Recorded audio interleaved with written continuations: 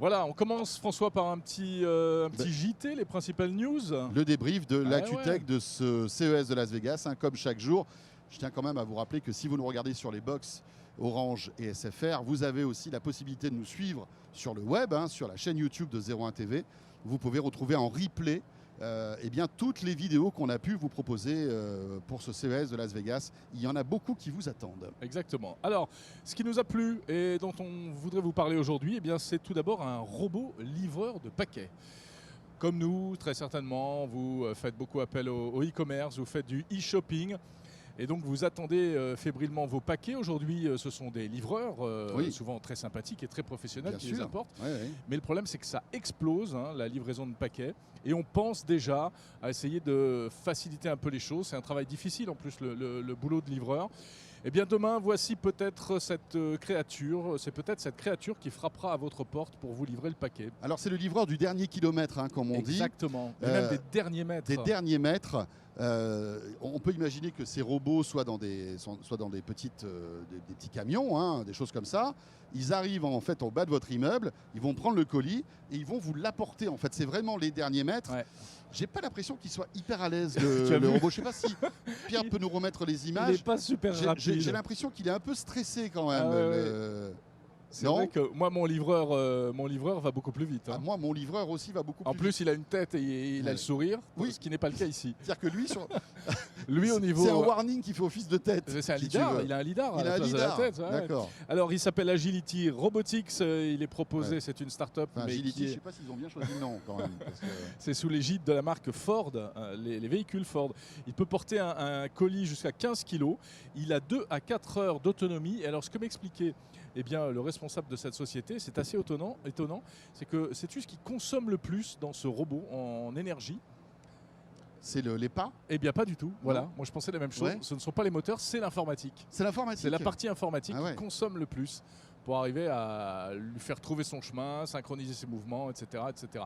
Alors pour l'instant, il n'est pas du tout encore déployé dans les rues. Par là qu'on ne le verra pas dès demain sur Paris? Non, mais il commence à être utilisé dans des entrepôts. Ah oui, d'accord. Dans des entrepôts, ça a un sens. Pour faire la manutention, des choses comme ça. Exactement. Très bien. Alors ça, c'est la première news. La deuxième, on revient en France pour vous parler d'une paire de lunettes qui a été annoncée lors de ce CES. Par la marque Cosmo, c'est une paire de lunettes pour les cyclistes. Et c'est vachement bien. Cosmo, c'est une marque française. On le rappelle, ils avaient déjà mis au point un petit feu rouge connecté qu'on colle sur son casque et qui réagit au freinage, qui affiche une lumière rouge quand on freine, qui permet d'être vu la nuit, etc. Et là, effectivement, il propose un nouvel accessoire pour les cyclistes ou les motards. C'est comme l'affichage tête haute des pilotes d'avion, en fait. C'est-à-dire qu'on va voir en surimpression, par exemple, son itinéraire GPS ou bien toutes sortes d'informations dont on peut avoir besoin. C'est très léger comme dispositif. Bien sûr. En fait, c'est de l'affichage tête haute sur des lunettes, tout simplement. Exactement. Voilà, c'est ça. Vous avez en surimpression des informations qui vont vous aider, qui vont rendre encore plus sécurisé vos trajets à vélo. En fait, François, c'est une sorte de renaissance des Google Glass. Bien sûr. C'est une petite fille des Google Glass. Donc il ne fallait pas enterrer les Google Glass trop tôt, je pense. Et puis pour cet usage donc, de cycliste, c'est génial. D'autant qu'en ce moment à Paris, il y a beaucoup de vélos, étant donné qu'il n'y a pas de transport. Donc voilà. Je ne sais pas quand ça sort, mais sans doute dans les semaines ou les mois qui viennent. Et ça coûtera 250 €. On aura l'occasion d'en reparler, bien sûr.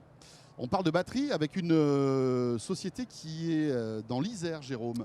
Il s'agit de Limatech. Alors là, on est dans du hard. Là, on est dans du lourd. Là, on est dans du lourd. Ça, c'est ton sujet. T'aimes bien ça, toi. Moi, j'aime bien. Regardez-moi cette boîte-là. Voilà, imaginez comme elle serait belle dans votre salon sur la table basse. Non. C'est ce qu'on appelle du B2B. C'est pour les entreprises, évidemment. Et en l'occurrence, pour les fabricants d'avions. Donc, c'est une batterie qui est plus compacte et plus sûre pour les avions. Elle a été mise au point par le CEA de Toulouse, ou une spin-off, une start-up qui émane du CEA. Et évidemment, si on veut demain faire des avions électriques, il faudra beaucoup de batteries pour faire tourner les moteurs, pour qu'il y ait de l'autonomie, de la puissance. Mais le problème, c'est que les batteries, plus elles sont puissantes et plus elles sont lourdes, et sur un avion, il vaut mieux alléger le poids. Donc cette batterie, sa particularité, c'est que le volume est divisé par 3.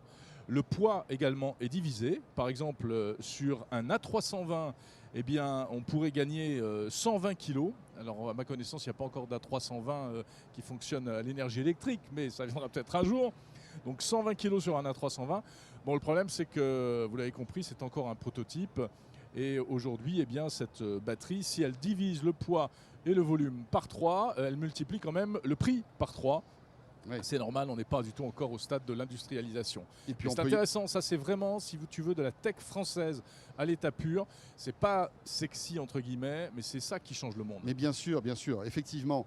Alors ça fait moins de bruit que tout le reste. Exactement, c'est moins drôle que les toilettes connectées. Voilà, ou que des trucs un peu ridicules. Mais c'est vraiment aussi l'expertise là des ingénieurs français, qui sont excellents et qui d'ailleurs ne sont pas forcément hyper présents au CES, ou alors s'ils le sont, comme tu disais, ne sont pas très démonstratifs en fait. Voilà.